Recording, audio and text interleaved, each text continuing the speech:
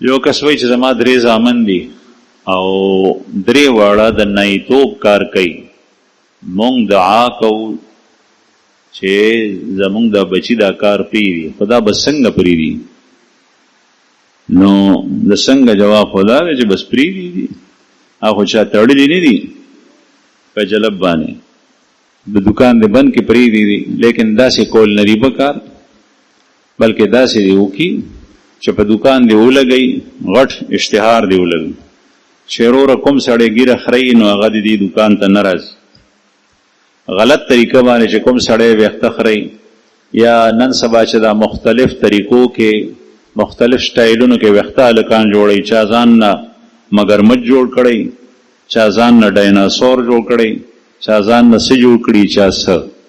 دا ویښته جوړول او کول دا دواړه حرام دي، دا الله رسول ته منع فرمایلی ده.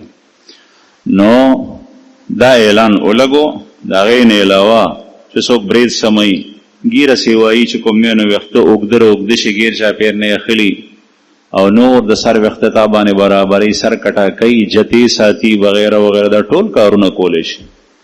او مونږ کترې دي چې کوم یو نای مخکې نایتوب کولو پوخ قسم اعظمي کړی دی چې باس زه به دا کار نه کوم، هغه دکان کې خدای پاک کوم دغه لږ کار کې برکت شولې دنیا و ترازی او دغه کار روان دی.